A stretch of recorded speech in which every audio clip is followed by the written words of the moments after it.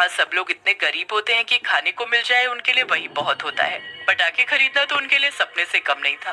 पर उनमें से चुन्नू और मीना अपने घर पटाखे के लिए पैसे लेने जाते हैं। जब वो अपनी माँ को पटाखे की दुकान के बारे में बताते हैं तो पहले तो उनकी माँ बड़ी हैरान होती है, पर फिर वो बच्चों को डांट कर भगा देती है कि उसके पास कोई पैसे नहीं है। बेचारे बच्चे उदास मुंह लेकर वापस उस पटाखे की दुकान के बाहर आकर खड़े हो जाते हैं और दूर से ही पटाखे देखकर खुश हो रहे होते हैं। अरे ये लोग तो दूर से ही देखे जा रहे हैं, आखिर ये दुकान पर आ क्यों नहीं रहे? अरे कैसे आएंगे, उनके पास पैसे नहीं होंगे ना पटाखे के लिए, तो फिर कैसे आएंगे?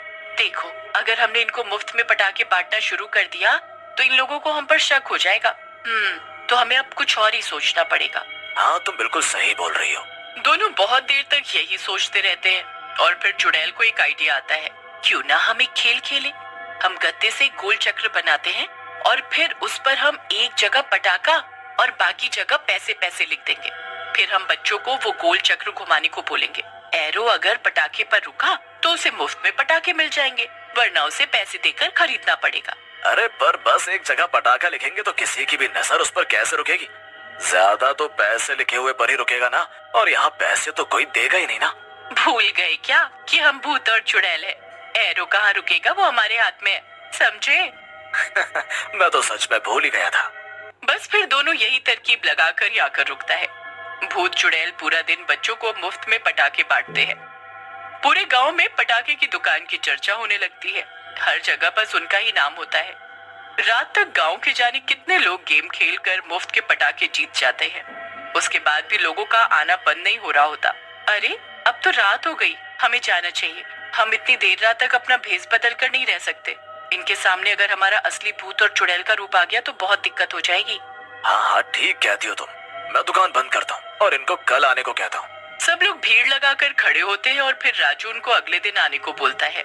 देखिए, बहुत रात हो गई है, अब हमको दुकान बंद करनी पड़ेगी। अब हम कल सुबह दुकान खोलेंगे, आप लोग कल आना। अरे भैया, तो कल भी तो ऐसे ही गेम खिलाओगे ना? हाँ हाँ बिल्कुल, तुम सब चिंता मत करो, और बस अब कल आना। ठीक है भैया, हम कल आते हैं। सबके जाने के बाद रामबती और राजू अपने भूत और चुड़ैल के रूप में आ जाते हैं। आज तो हमने काफी पटाखे बांट दिए, अब हमारे पास कल के लिए ज्यादा पटाखे नहीं बचे। तो कोई बात नहीं, हम फिर से उसी फैक्ट्री से कुछ पटाखे उठा लाते हैं। हमें बस इस बार गांव की दिवाली धूमधाम से मनवानी है। हाँ, बस उस रात भी दोनों भूत और चुड़ैल उस फैक्ट्री से पटाखे उठाकर हर रोज गांव वाले आकर खूब सारे पटाखे जीत कर ले जाते हैं और किसी को भी शक नहीं होता कि पटाखे की दुकान किसी भूत और चुड़ैल की है। ऐसे ही करते करते अब गांव के हर घर में पटाखे होते हैं और सबको दिवाली का बेसब्री से इंतजार रहता है। कुछ दिनों बाद दिवाली आ जाती है। बच्चे सुबह से पटाखे के डिब्बों पर नजर लगाए रहते हैं। हर घर में खुशियां ही खुशियां और दिवाली की तैयारी चल रही होती है। पहली बार गांव में दिवाली की रौनक देखने को मिल रही होती है।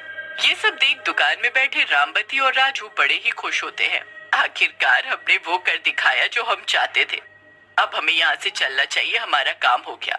हाँ, चलना तो चाहिए, पर मैं यहाँ रुककर इनकी दिवाली देखना चाहता हूँ। देखना चाहता हूँ कि इन बच्चों के चेहरे पर इन पटाखों को जलाकर कैसी खुशी आएगी। हाँ, ये तो तुमने सही कहा, ये तो मैं भी देखना चाहूंगी। बस फिर शाम हो जाती है और हर घर में दिए जले होते हैं। बच्चे पूजा करने के बाद घरों के बाहर अपने अपने डिब्बे लेकर आते हैं। आओ आओ, सब बच्चे आ जाओ, सब मिलकर पटाखे जलाएंगे, बड़ा मजा आएगा। सब बच्चे बाहर आ जाते हैं और अपने अपने पटाखे जलाने लगते हैं। हर तरफ पटाखे ही पटाखे जल रहे होते हैं और बच्चों के चिल्लाने की खुशी सुनाई पड़ रही होती है। हर तरफ बस खुशी ही खुशी होती है, जिसे देख रामबती और राजू के चेहरे पर भी मुस्कुराहट आ जाती है। ऐसी दिवाली तो मैंने पहली बार देखी है और सच में ये दिवाली मेरी सबसे अच्छी और यादगार दिवाली है। सच कहती हो तुम, ये दिवाली कुछ अलग ही है। दूसरों की खुशी में जो खुशी मिलती है उसका कोई जवाब नहीं।